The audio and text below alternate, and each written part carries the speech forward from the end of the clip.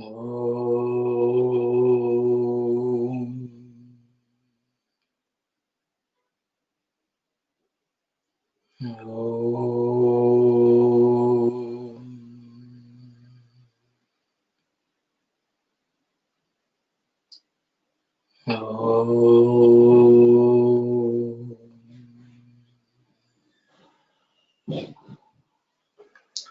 Ram, everyone. So we are in that part of the study circle where we have been discussing a few concepts, I think, which Swami has introduced. How we can see the Lord in this samashti or in this entire world, and how the Vidya, and I think Swami is introducing something like Vidya at this point in time. I think we'll continue with the study circle and the reading of the words, and I think some of them are being re-explained by Swami. So I think I will ask Sister Kalyani to continue reading. Sai Ram, Sister. Swami, in current speech we say, sugar is sweet, the sun gives light, it is hot, etc. Sweetness is in sugar, light is in the sun. They are not separate, they are one. Sweetness cannot be known unless sugar is placed on the tongue. Without seeing the sun, light and heat cannot be known. Thus, Bhagawan has two characteristics. When we speak of them as two, they are referred to as Purusha and Prakriti, but they are really one. Prakriti in the Bhagavan, this is what is known by the name Mahamaya, is unmanifested and inseparable, like sweetness in sugar. Avinabhava Sambandham means just this relationship.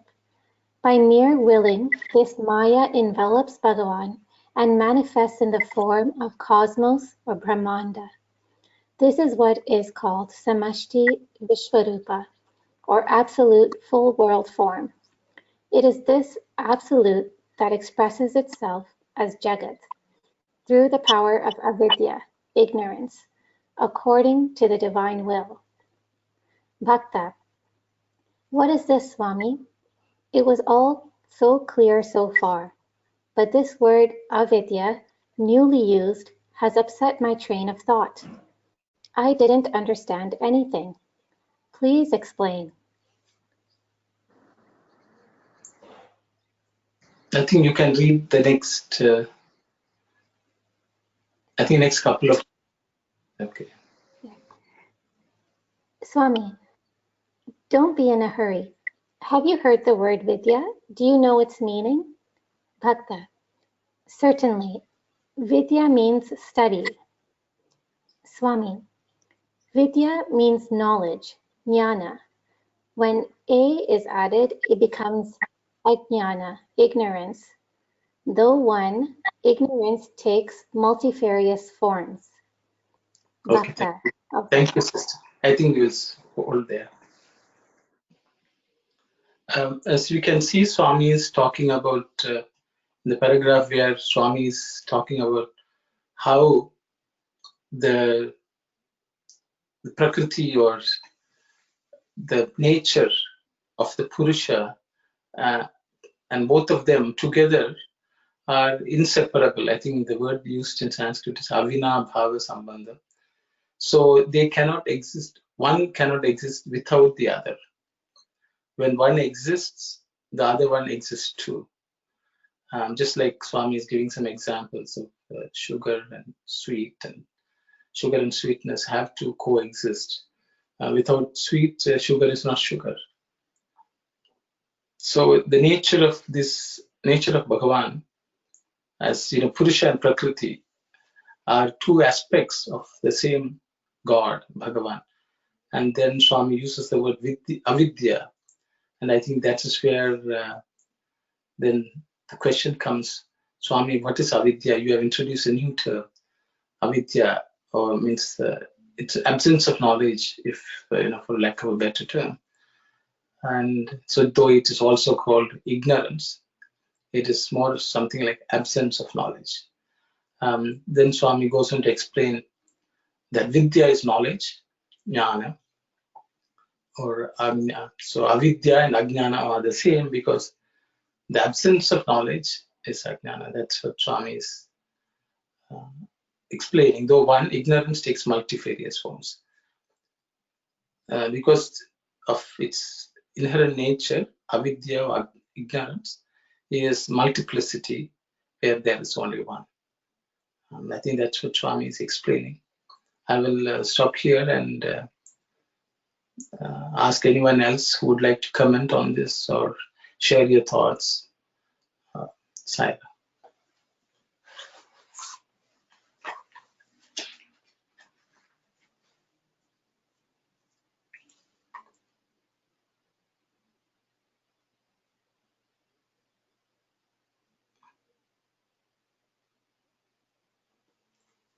If there is no comments, we will continue because Swami is elaborating on the same principle for a few more question-answer pairs. So we'll continue. Sairam, Sister Kalyani. Sairam, brother, can you Sairam. explain the sentence, though one, ignorance takes multifarious form? What's that? I didn't understand that. Okay. The thing Thank is, you. okay, Sairam, sister. So if you go back to the previous paragraph, Swami uses the word Bhagawan, and then it says Purusha and Prakriti. So Bhagavan is one. There's no second. But once ignorance envelops this Bhagavan, the Maya envelops, then what you see is many. So for example, I will give a small example. If there's a rope, the rope is one. But when it's dark, someone may see it as a creeper, someone may see it as a snake, someone may see it as something else. So there's no end to that imagination of what that is. But that's actually only one. But once ignorance or Maya envelops, it seems many. So the creation is supposedly that, because though there's only one God, because of our ignorance of knowing what it is, we may see it as a tree, we may see it as somebody else, we may see ourselves as separate. All these people we see, because of that, unable to see that one thing, which is the rope. So that's what Swami says. If the truth is only one, it is not many.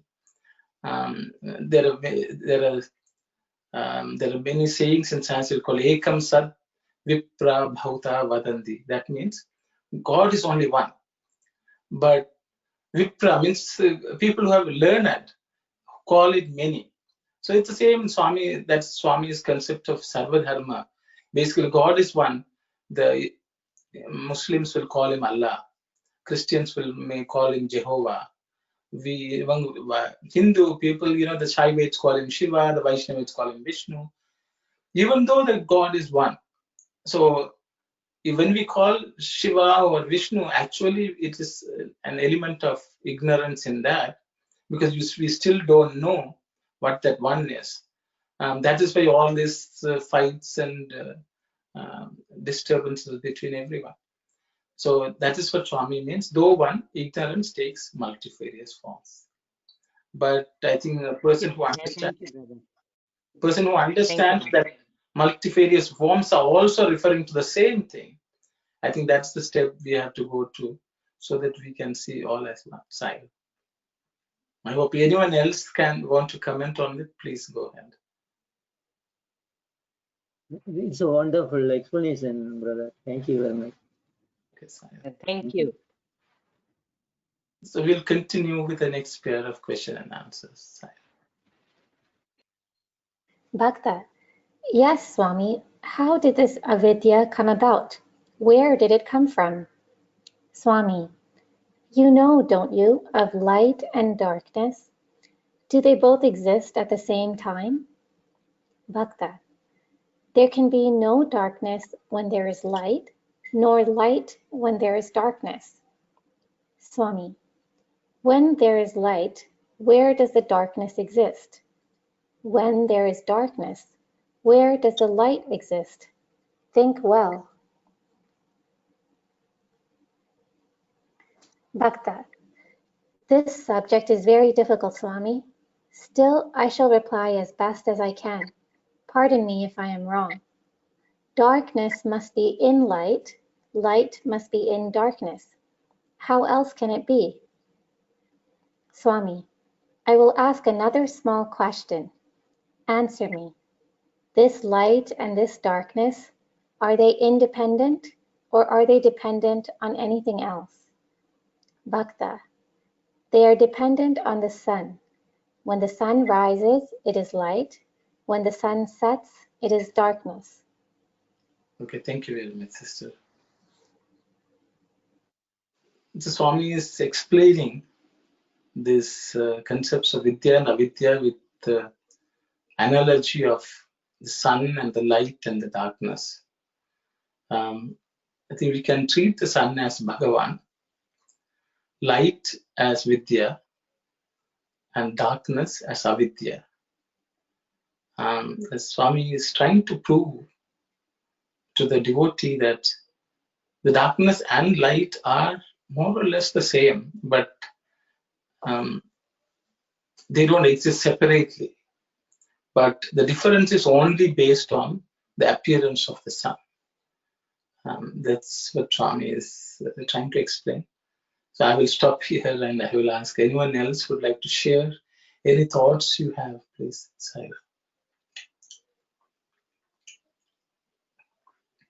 Simon, just a question. So before Swami had talked about the three entities of Bhagavan, Purusha, and Prakriti. So is Vidya and Avidya, is it just another term for Purusha and Prakriti? Yes, you could say, they're words more or less indicating the same thing. There are various ways to call each of them. Yes, you are right. Purusha is Vidya, you can say. Prakriti is Avidya, you could say that. Thank you. Anyone else, please? I just tend to be talking.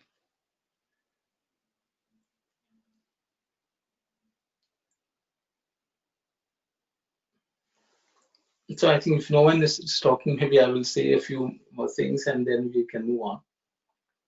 So the thing is, the one is the Bhagavan, the two is the multiplicity is the light and the darkness. Both are related to the Bhagavan or sun. And that way Swami is saying the light is also dependent on the sun, the darkness is also dependent on the sun. But it all looks very philosophical, but I think we can also look at it slightly differently. For example, we open the eyes and look at the world and say, oh, there is all light. Then when we close our eyes, what do we see? We see darkness. We can see something black. So the question is, who is seeing that black? Even if somebody is seeing the black, there is some ability in each person to see even that black. And Swami calls that the source of all light. Or that's what the Atman. The Atman can see even the darkness and it can even see the light. The reality is what we call light is that by which we can see this multiplicity. And we can see all the things in this world. But only of this world what we can see. That is what that light is. The darkness is something we can't see anything in this world. There's something called even black light, I think, if anyone knows. But the thing is, Swami says that, but there's something which sees both of this. That's the real source of light, and that's Atman. And so that is the sense Swami is trying to say. In both cases, that same thing is, without that ability of being able to see within us, we can't even see the light. We can't even see the darkness. And that is the spark of divinity which is in each of us. And Swami wants us to sort of understand this concept so that we can live in this world better. That's my understanding. I will stop here. If anyone has something to say, otherwise we'll proceed with the other pairs of question and answers.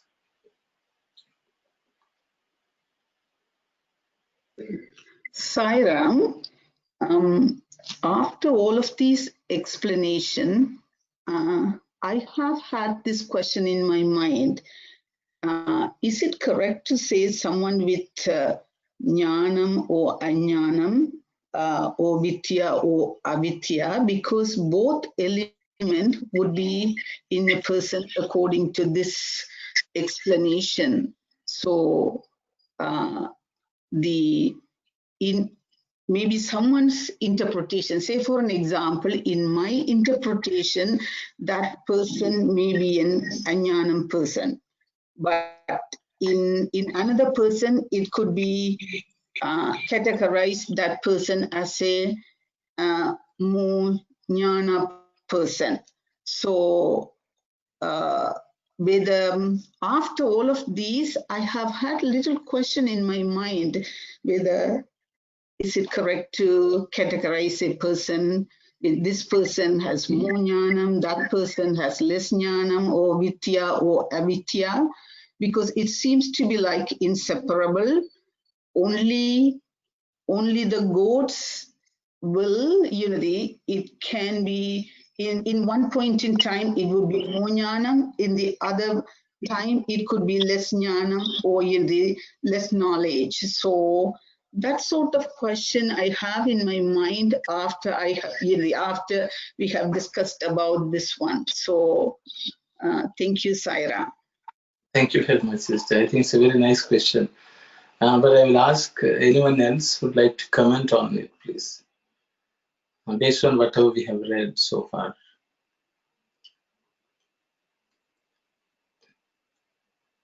If no one is venturing, I will venture him. The thing is, as soon as we say it's this person and that person, that's only ajnana. Because once we see multiplicity, there's only ajnana. So that all these actually concepts actually for each of us to understand what are we observing. Because if we go on a quest of, that person is jnani, the other person is ajnani, that itself is ignorance. I think we should understand that, because we are seeing the multiplicity. But then you can ask the question, how do we find a jnani? Don't we have to go through that process?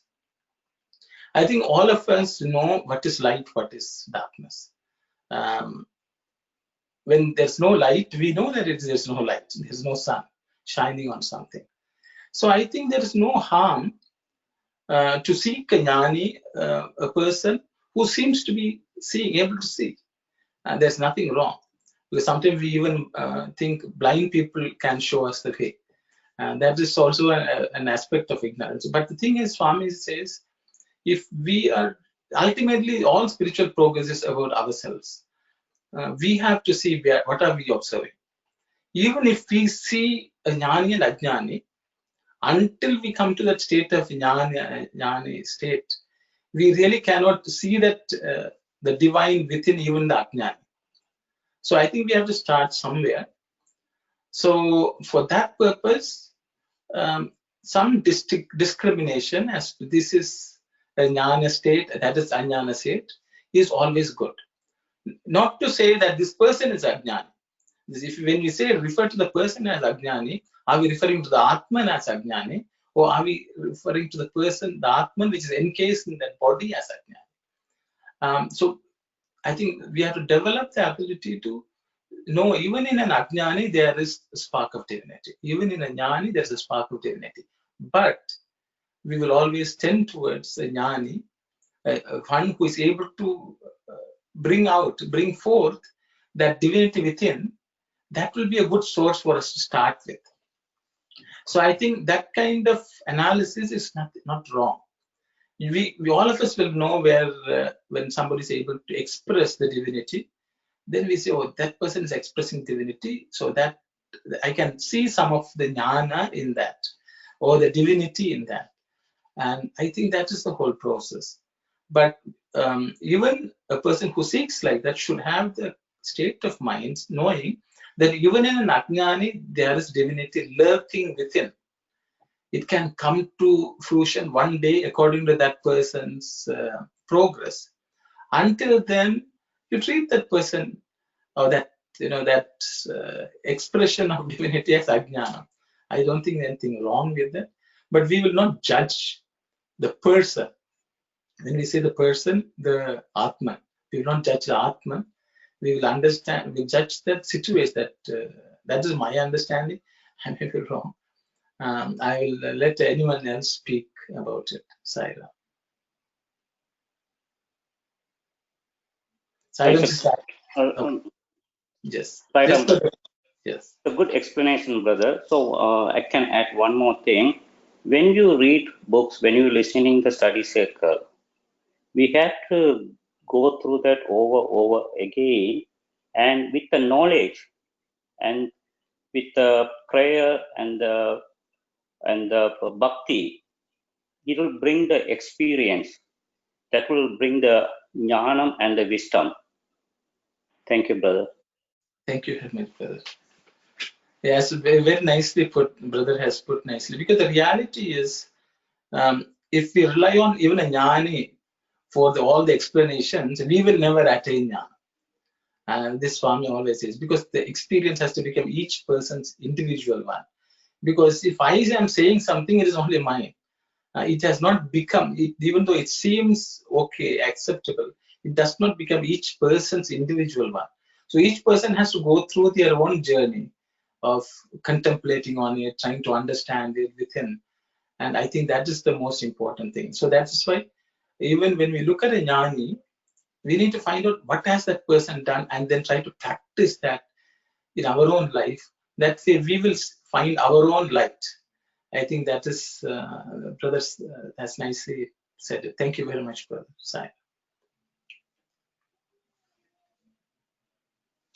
Thank you both of you for a very effective explanation. Thank you, Saira. If there's no other word, I think maybe we will continue with the. Actually, even Sandeha Nivarini, we can go back and read it later, because multiple times when we read and multiple times we contemplate, new things come to. So it's not a matter of rushing. We'll just continue reading. Sai Ram, Sister Kalyani, please go ahead. Swami, well, my boy, Vidya and Avidya are dependent on Bhagawan. Vidya has another name, Chit. I shall describe to you all that if you come next month. This is enough for today. Go and come. If all was eaten at the same time, it won't be digested. It would lead to bad health. What we have heard, what we have eaten, requires time to get digested and assimilated. That is why I have given a month's interval. If within that time all this is fully digested and practiced, I shall tell you the rest gladly. Otherwise, you can imagine what the day would be like. Sai Ram, sister. I think Swami is telling a very important thing here as to how we should undertake the study of Swami's teachings. Because he wants us to, because sometimes we think we are going to read a lot, we will finish Sandeha Nivarini in 5 days or 7 days or something like that. As you can see, Swami says you have to digest it, otherwise it's a problem. So sometimes it's good taking it in small doses, think about it day and night, try to contemplate, and then try to see if we can practice something from that lesson. I think that's what Swami is saying. That's what I sort of understand. Sai Ram, I can ask anyone else to come and share your thoughts, please. Sai Ram. Today is a very silent day, it looks like.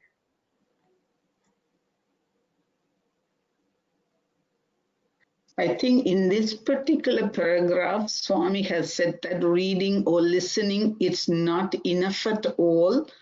The practicing is very important element to thoroughly understand yourself and to experience that sort of point, as Brother Aruno said, practicing is very important, in order to uplift your jnana or vidya. That's what I got it from this paragraph. Nicely said by Swami. Thank you, Sai Ram. Sai Ram, sister, thank you. Sai Ram, this is Shivani. You know what? How Bhagawan has said that you have to practice, but at the same time, and I can understand, why he's emphasizing, because even a month is not enough. I remember in not last one, before that, Sister Kalyani, she gave an analogy of how we can see Swami in everybody. There is a random house, or, just imagine if Bhagwan is in that house, how would you perceive that person? And for whatever reason, sometimes our mind is so, like a monkey or culprit of deviating us from the spiritual path. There are sometimes that my thought were kind of going away, but that analogy itself was helping me. But I cannot say in 2 weeks time, by mere fact, reminding myself, see God in everybody, I'm there yet. Even 2 weeks is not enough. I think maybe once or twice I was able to practice what Sister Kalyani said. So it's not even taking just one teaching and holding it tight and practicing. It's difficult, and it takes little time. And then only, my understanding is, Bhagavan is saying, then only you can eat something more. Then only you can take some more discourses, because it's like a stepping stone. That's my understanding. Sai Ram. Sai Ram, sister. There's a comment on the chat box saying that it will be great if one of you summarizes practical takeaways from this chapter. So I think I will post that request to everyone here.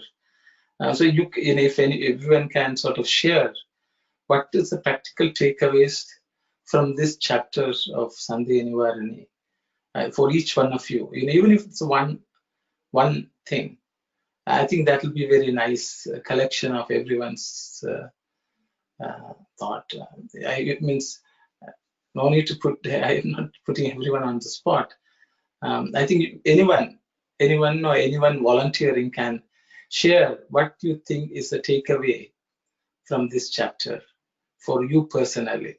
It can be just it can be one small thing, but I think it will be a very nice thing. Just to summarize this chapter. Sai Ram, brother, I just want to add one more thing. When you're starting to practice, you will have more questions. That's what my thing is. Thank you, Sai Ram. Sai Ram, sister.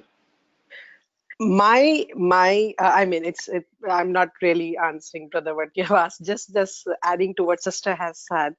Question, and then you will start seeing the world is, if you are improving, you see the world is beautiful, but yet it's not, but in return what you get, you said, oops, I didn't understand the situation or the person. I used to understand, but now I'm getting wiser, or I'm getting humble, or I'm getting loving, but the world is not like that. So sometimes it comes back in a harsh manner, because not necessarily the world has changed, you have changed. So the reaction, or you get is not what you are expecting. It's a question and and a comment. Sorry.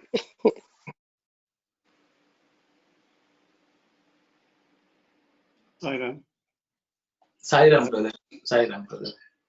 Before we eat something, we have to digest everything in our stomach. When we are hungry, only we can eat now. Before that, we have to clear our heart, because that we have to practice our Swami's Namasmana all the time and clear the heart first. Then only we can get the good things input inside our heart and get into practice. If your heart is clear, you can see everybody you can see Swami, everybody else, and within the living things and the unliving things also. Because of these things, we have to practice every day the Swami's Namasmana. Then our heart is getting clear that bad thoughts, deeds, and other things go away. Then only we can practice everything easily and nicely. Thank you, Sai Ram. Sai Ram, brother. Thank you. Anyone else would like to share anything, please? Sairam. I guess just first of all, regarding what Sister Shivani said, I just wanted to say that metaphor of the house and the diamond I heard back in 2017.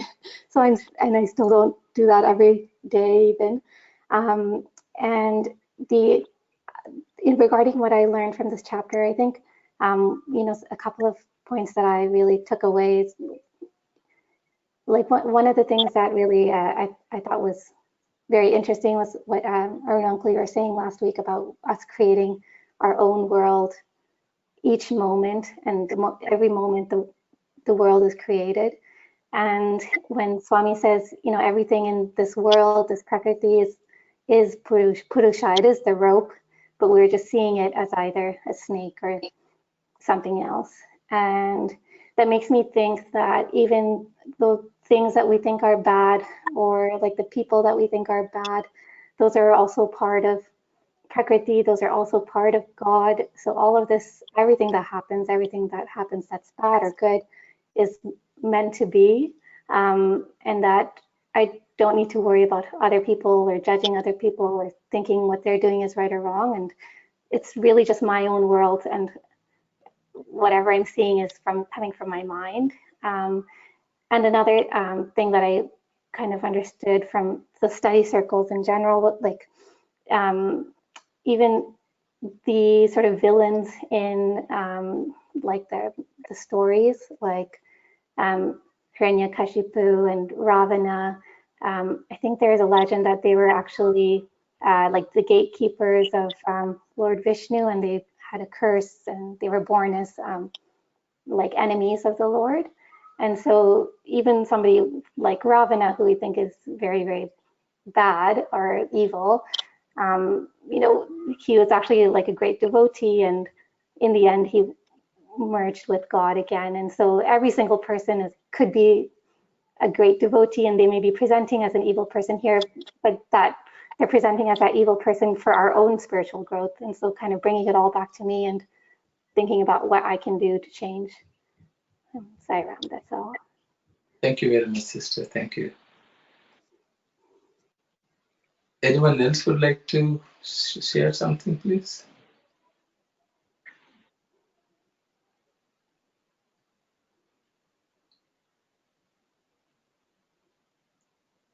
Okay, there's no one else. I think I've done a lot of talking, so I will.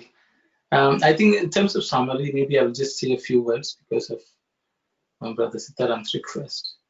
I think Swami is talking about how we perceive this world has to be slowly changed. I think that's why he's telling this, because he's saying even the Ajnani is a Jnani in the making. Once we have that understanding, even when we see a person, something which is not fully demonstrating the divinity within, we understand that is at a particular stage of development, growth. We will not, we will not be judgmental. We will not say this person is a bad one. You can say that certain avidya is being perceived in this situation. But I think there'll be softening of our perception of situations and people, understanding that this person is also in the path of God. It is like if you see a small child, the child's understanding of the world is very, very limited. But we know, okay, this is a child. It has ways to go. It has years of learning to come to where we are. At the same time, we see people who are much mature in life. And we say, oh, they have traveled farther. So once we know that, we will be able to deal with both sides in a very balanced manner, with a sense of even comradeship, that we will not feel that we are they are we should do something about these people. If at all we have to do something to maybe help them go to the next stage. But I think often we fall into this trap of judging people, getting angry. The feelings will be very, very negative. So for example, even if we see somebody who is not as developed, ideally the best emotion which should spring within us is compassion and not anger. Temporary irritation maybe, yes, but ideally we should have compassion That should be the appropriate feeling when we see somebody who is not being able to demonstrate that divinity. It's just the way we are compassionate towards a small child. When it's trying to struggle to learn how to live in this world, we may help them. Even if maybe a harsh stance, but that harsh stance should be teached with a lot of compassion. And I think that's what Swami says, Hridaya, you see. Ultimately, all these lessons is for us to be able to cultivate compassion in our heart when we walk around in this world and deal with the world. Through that compassion, actually, we become one with the Lord. As soon as that compassion wells up within us, as Swami says, I reside there. Hridaya. Daya is compassion. In that kind of heart, I will live, is what Swami says. So with those words, I think we will move on to the next chapter. And I will ask Sister Kalyani to read. Sairam, Sister. Bhakta, Namaskaram. I am indeed blessed. To digest what is heard and what is eaten, the power to do this should be vouchsafed by you alone. When everything is the Lord's, how can this alone be ours? But I shall use the power and knowledge you have endowed me with as much as possible, without any waste. Beyond that, it is all my destiny and your grace. I shall take leave with your permission. Swami, placing your burden on destiny and keeping quiet means diminution of effort. With effort and prayer, destiny can be attained. Without effort and prayer, destiny and grace are not gained. Start the effort. Well, my boy, go and come gladly again. Thank you, Sister. I think I will not say anything. I will ask anyone else to share your thoughts as we read this, the parting conversation between the Bhakta and Swami. I think very, very well put. I think there's no need for an explanation from my side. Participants can share your thoughts, please.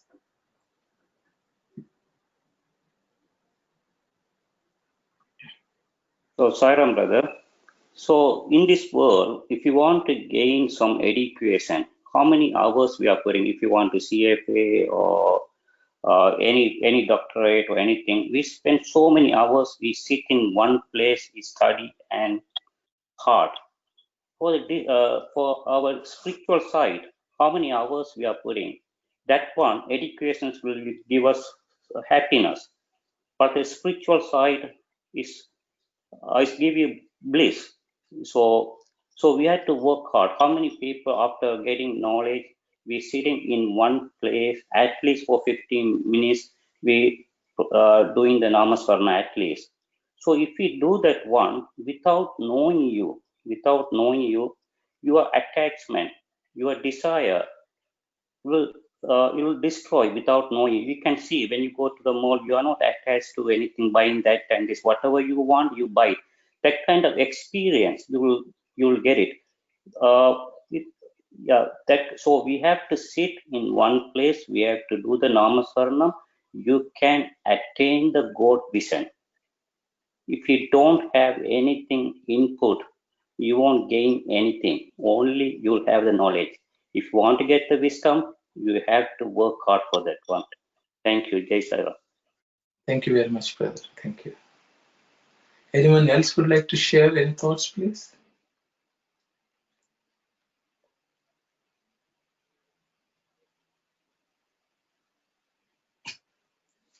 I think brother has summarized it well. So we'll proceed to the next next chapter at this point in time. Sairam, Sister Kalyani. Swami, oh, you have come. I was watching for long whether you have come or not. I knew you are a person who comes punctually. Glad to see you. Bhakta.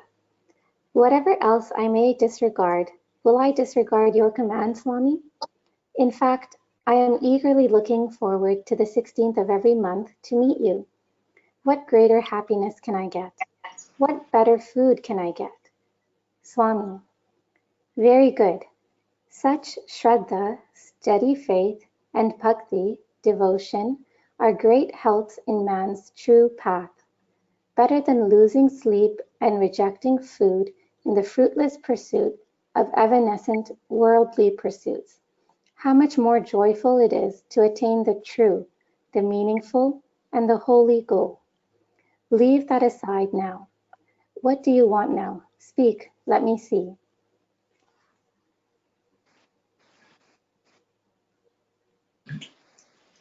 I think the starting conversation is pretty straightforward. It's as you can, I think Swami has used a few qualities, I think, of a devotee. He says we should be punctual. We should have Shraddha, which is a steady faith, as the translation goes. But actually, steady effort is a better translation, in my view. And bhakti, devotion. And as I think Brother Hasan actually in a summary of the previous chapter said, the last paragraph, last pair, Swami says you should reject the fruitless pursuits of the worldly attainments and go after the more meaningful goal of God. That's what I see. Any other participants, please share your thoughts, please.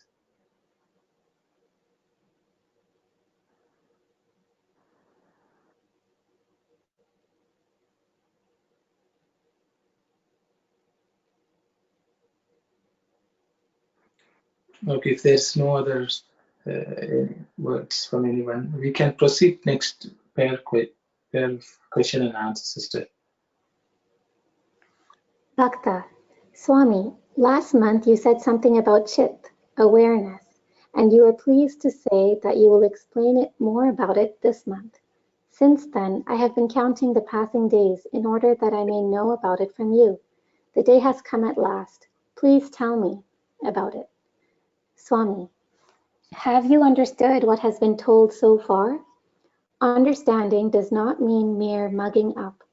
By practice and experience, have you realized in thought, word, and deed, and with full equanimity, the true nature of the world, that the world is unreal?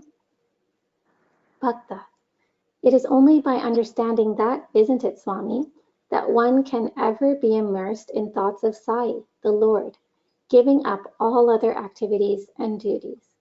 Had I not understood that much, I would have wasted this precious time. Thank you, sister.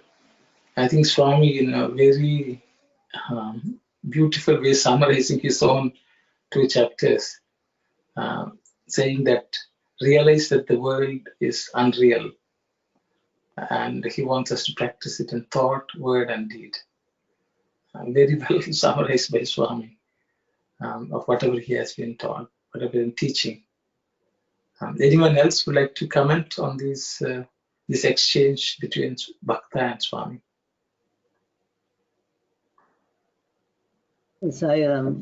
By unreal, I think we have to see the original book. Maybe it is Midya. So usually it is Midya, no? That means world is not absolutely real. But it has some points, but not absolutely real. So if the world is totally not real, so the Bhagawan also not real. So that's why the Bhakta is saying, immersed in thoughts of Sai. It is only by understanding that, isn't it, Swami, that one can ever be immersed in thoughts of Sai, the Lord, giving up all other activities and duties. So the essence is, let us concentrate on God mainly. The world, if we pay too much attention, it can worry us. It can give us not unhappy things like that. So treating this as not very real, but the total real is Sai or God, our spiritual practice can progress. If we think too much about the worldly, minute detail, and seeing a person is giving me trouble, for example. So if I am taking that as absolutely true, and I might get disturbed in my spiritual progress. So treating the world as unreal, amithya, not very real, paying more attention on God is helpful for the spiritual aspirant. That's what I understand in this passage, and you can confirm this one, Saira. Sairam. Anyone else would like to comment, please? This is Shivani. I mean, actually, the line is, it's so deep for me by, how it said, by practice and experience have you realized the thought, words, and deed with full equanimity. The true nature of the world means to me is, and as we were discussing, yes, I might be saying I have to be loving and compassion and all of those things. Have I really practiced and experienced? This is very deep in the sense to me is when we practice, we can actually connect with that supreme power, that Lord. I have read, and very few moments it has happened that when your word, thoughts, and deed are aligned, I believe that is a moment when you are really connected with that Lord. And that's what we have to understand. I might say I'm loving, I might say, do some act towards people, but I am really in my thoughts, am I loving? Or I'm just in words and my action, I am that. So when there is a kind of connection in these three all the time, 24/7, then actually we can experience, we can be one with God and live in that bliss. Thank you.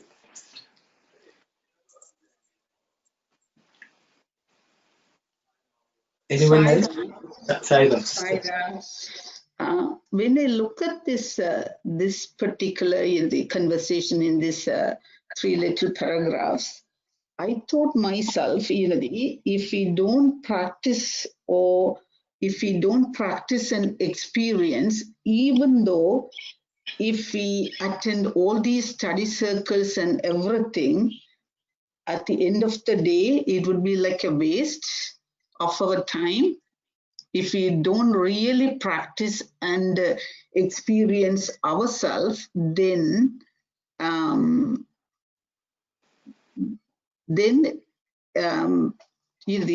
technically or the whatever I understood from this one, it would be considered as a waste of our precious time. If we don't really practice and experience, maybe all of us are in different level of spirituality ladder, and maybe some people they have enough time to practice and experience according to their level of jnana or even the family setup and everything, it would be favorable for them. So for some people, we come to just to listen and get an understanding. They may not be having the time to practice themselves, or they may not realize they really experience or something. So for those people, attending this study cycle, it would be a waste of their time, or whether it would be something would be available for them, even they don't really experience. That's my little question on this one. Sairam, sister, thank you. Anyone else would like to comment? I think the sister has also posted questions.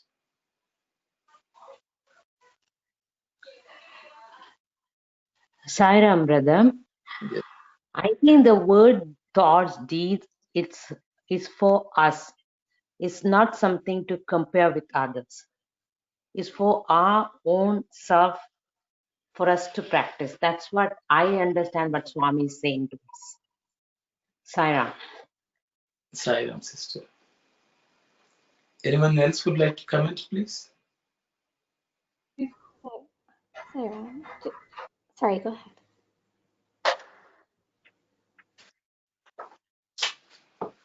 So to brothers Sivadas's question, what was the word Swami used?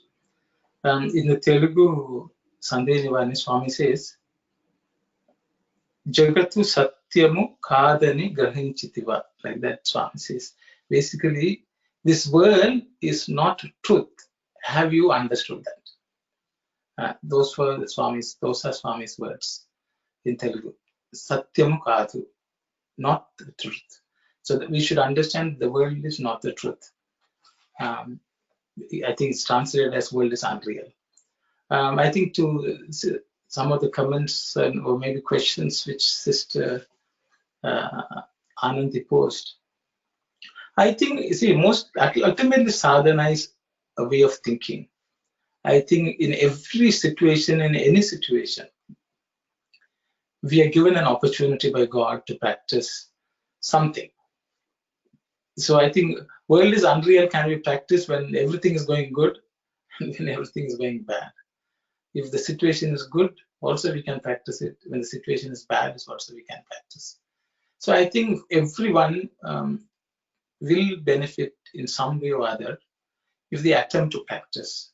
I think none of us can, I think, easily master all that we can, because ultimately without God's grace, it's just not possible.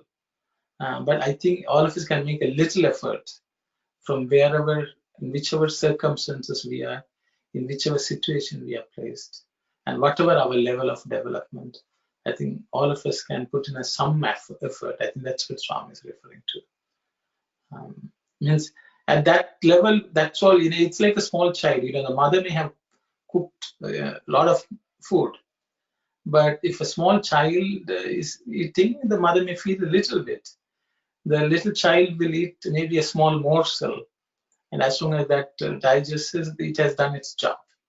Whereas an adult child of the same mother may eat a lot, but they have to digest all that. So I think it's like that. So everyone, wherever they are, will find something to eat and digest. Is what I think. So if there are no other thoughts, I think we can proceed to the next pair of question and answer.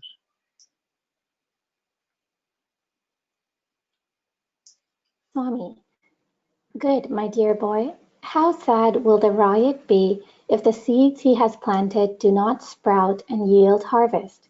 So too, if the seeds of true wisdom that I sow do not come up as good saplings and give good harvest, I too am affected.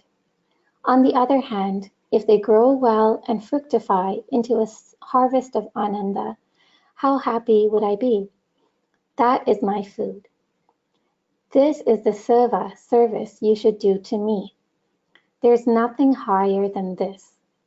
Without flinging away the good words and true spoken for your sake, if you practice them and derive joy therefrom, the essence of that joy is my food.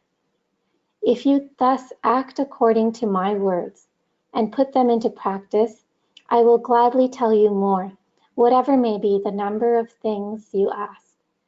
When what is said is allowed to deteriorate without being put into use, if people come and ask me to speak and speak again, what is to be said?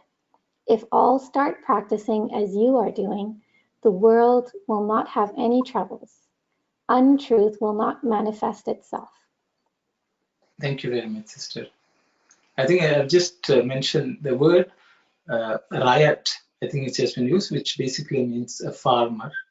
How sad will the farmer be if the seeds he planted do not sprout and yield harvest? That's the only thing which I will say. I will open it up to the participants to share your thoughts, please, from what you have seen, read here. Sai Ram, brother. So what I hear from here is Bhagawan is keep telling practice, practice, practice. And then it ties back with what he has mentioned, faith and devotion. Until we have faith in him and his teaching, it does work.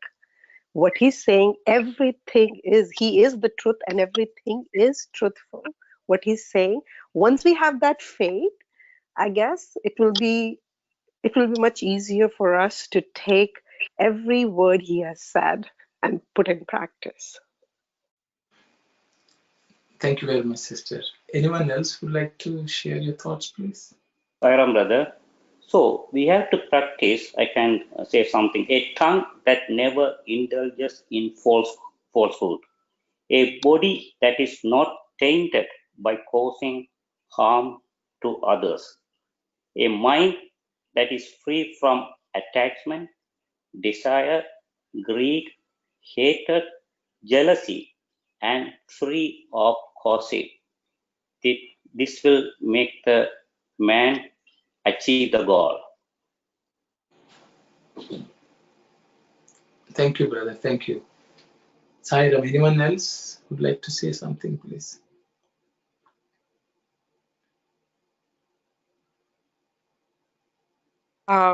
If you don't mind, because we are just in such a beautiful gathering, and it's not about me, just to show the practicality of having faith in his teaching. A quick thing is, I got a little card from my Sai brothers, and it was written, "You do my work and I'll do your work," something like that. And I was kind of, does it really work? I mean, or it's a word. So I was preparing for some exams, and what happened during that period of time at our science center, it was 4 or 5 years ago.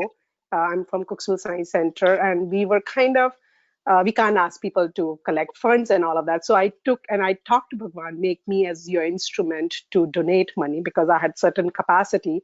My husband said, we can't donate more than that, but I want to do more than that. But I said, how? I said to Bhagawan, use me your instrument to be part of this mission of having this center. Somehow through different channels, I got this part-time job as well, which I used to do in the evening, so that I can give that fund towards the center thing. And I didn't get time to study much. At the same time, as a mother, husband, I was doing my due diligence, as Bhagawan said, do your dharma. And during the exam time, I studied. It's not that I didn't study, but I could have done a better job. And a day or 2 days before the exam, I felt I'm not fully prepared. And I just talked to him. I said, I did my dharma. I did what I supposed to do. And I don't think I did much efforts. Please help me. Otherwise, it's okay, whatever it is. You won't believe, I gave that exam before as well, but I didn't clear. And a day before my exam, I got a call from this association. It has never happened, at least if I don't know. They said, oh, we made some changes, and based on your past records, we graduate you, we give you that designation. There's some changes happen, so you don't need to write the exam. And I sat there and I cried, because he said, you do my work and I'll take care of you. Just to share, somebody will say blind faith or whatever, but he knew that for that 6 months, I sincerely did whatever I could, but I was testing as well. Does that really work when he says, you do my job and I'll take care of you? Sairam. Sairam, sister, thank you very much. Anyone else would like to share something, please?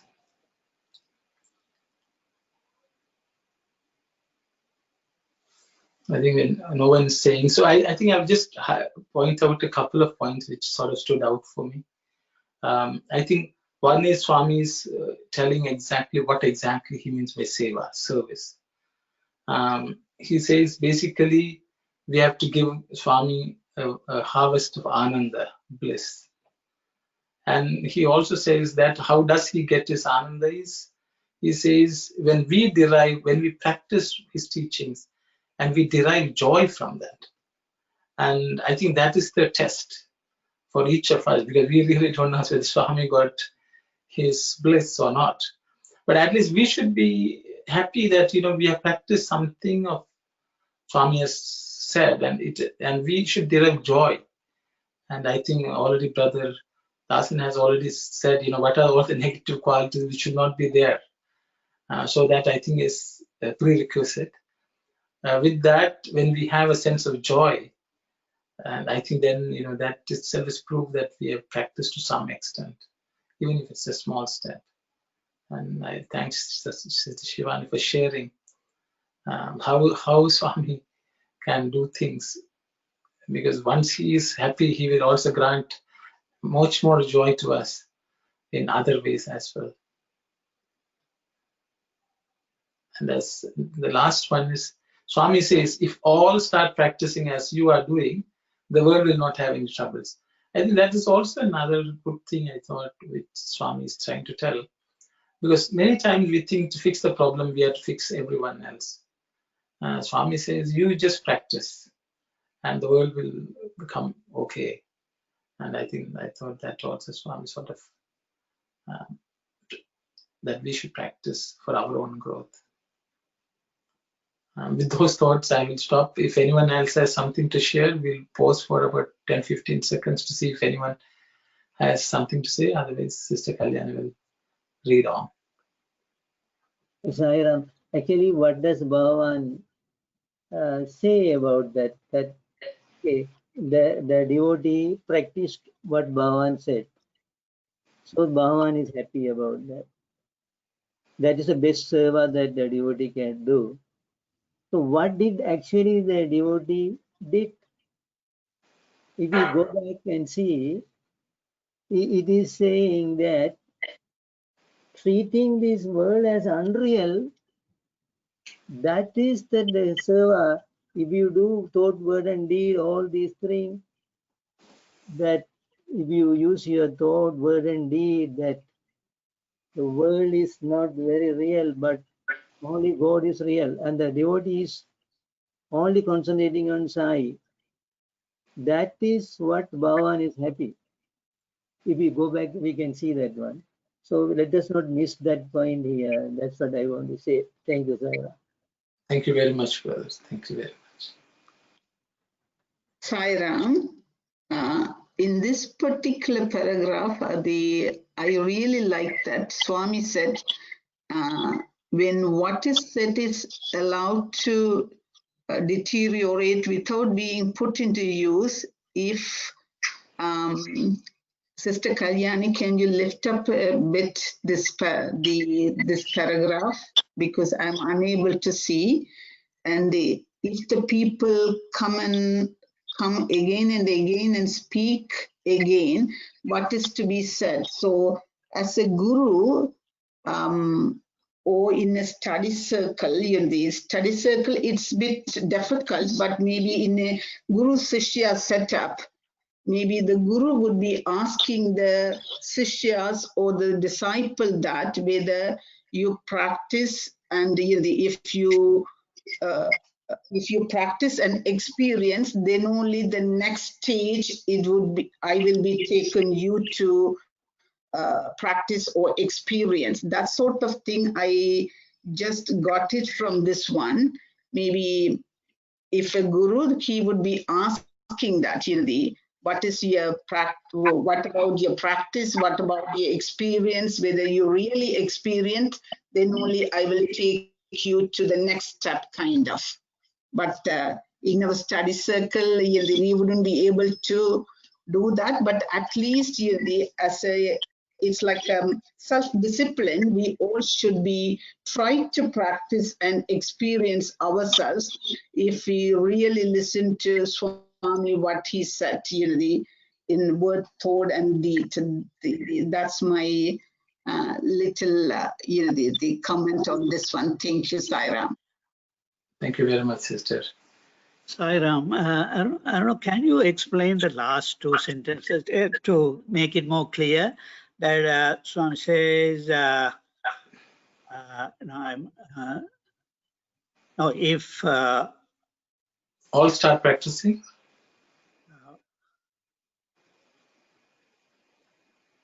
If everyone practice as you do, the world will have no trouble, and untruth will not manifest itself. it's not very clear to me what Swami really means. Does that mean if every human being on the world practice like you, world will have no problem, and untruth will not manifest itself? So, if you can explain that a little bit more, it'll be helpful. It's a very good question, brother. I don't have anyone else would like to say. I am.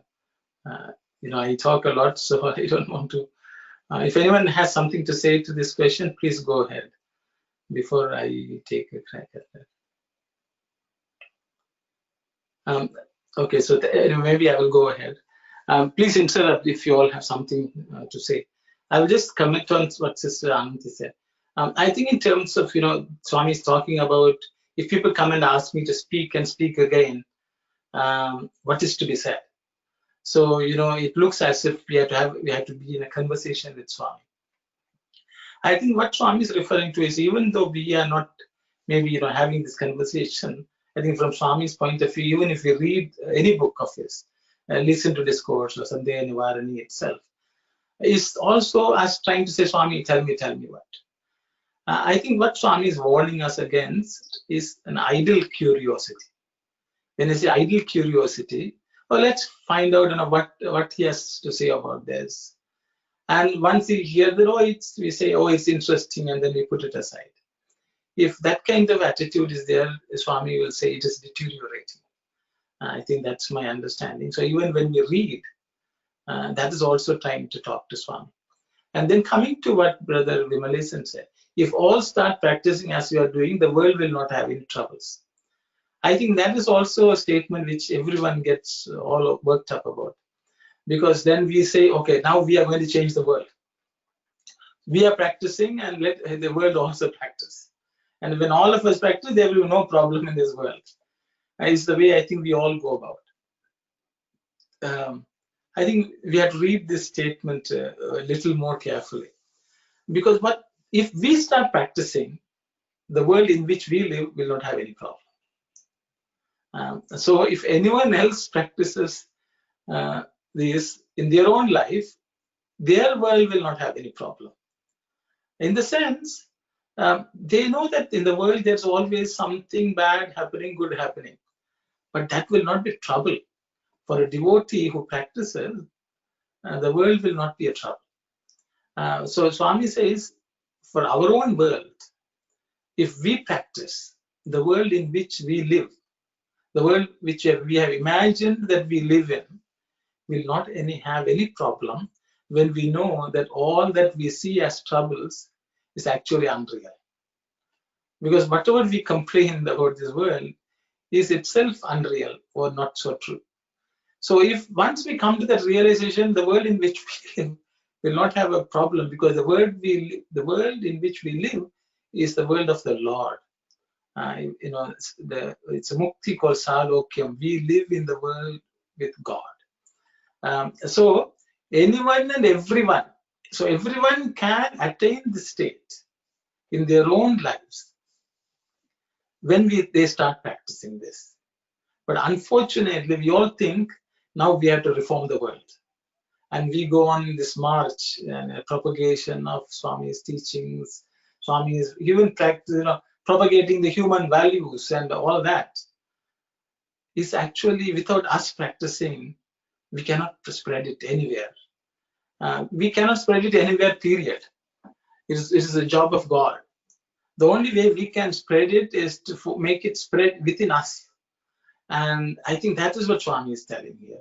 Because this world will never be in a situation where everyone will be at the same level, practicing the same values, same level of maturity. It will never be. It has never been in the history of the world. When Rama Avatar came, when Krishna Avatar came, when Jesus came, when Prophet Muhammad came, there were few people benefiting in different degrees. But whoever practiced the teachings in full in their own lives, their world actually got transformed. So I think we should not, that's my personal interpretation, because we can never fathom a situation. The entire world will be practicing all these values all the time. because people are at different stages of development. So actually, again, this statement also actually points to each and everyone who is reading and learning from Swami. It only applies to them.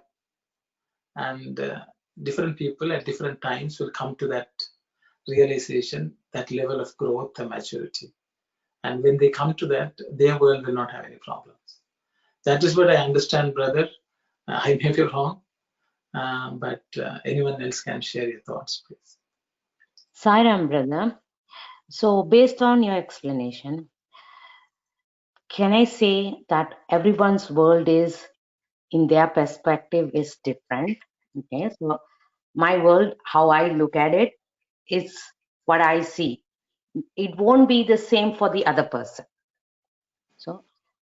So how I practice and how I see things, you cannot compare.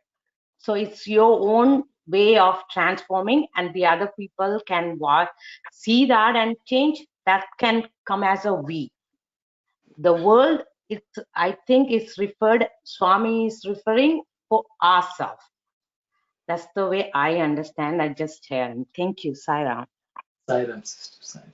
Sairam, and I thought myself in this particular sentence, the word what Swami really meant by this, the world, I believe either the spiritual world or the Sai world.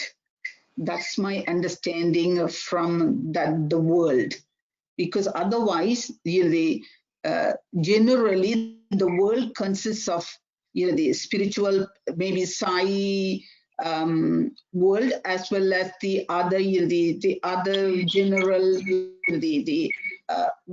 consists of people with Sai people or the Sai families, as well as the other families. So in this particular sentence, my understanding, I could be wrong, but the word Swami meant by, it could be Sai world or the spiritual world. That's my understanding. Thank you, Sairam. Sairam, sister. Anyone else would like to say something, please?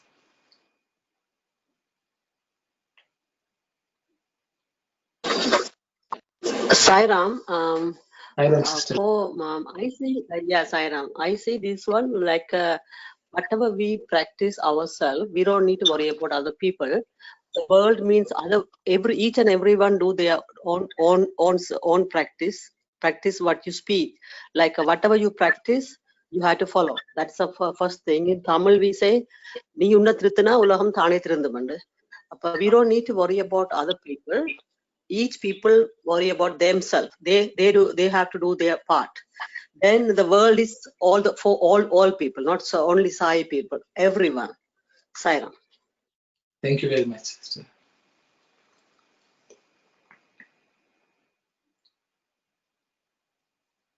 I think we are coming to 10:14. I think maybe everyone wants to digest what we have read so far. So I'll just, so the thing is, I'll just point out to one more thought which struck me. Swami is talking about seva.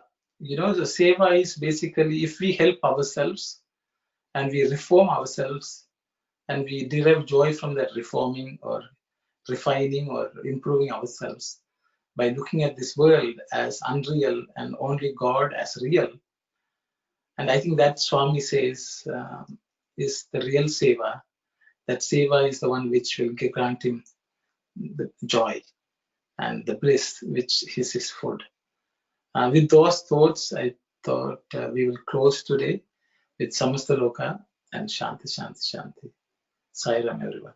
Thank you, Sairam. All your explanations were very good. We appreciate it. Thank you very much.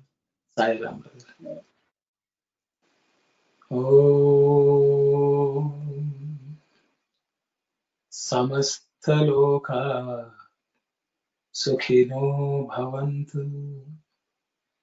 Samasta Loka Sukhino Bhavantu. Samasta Loka Sukhino Bhavantu. Om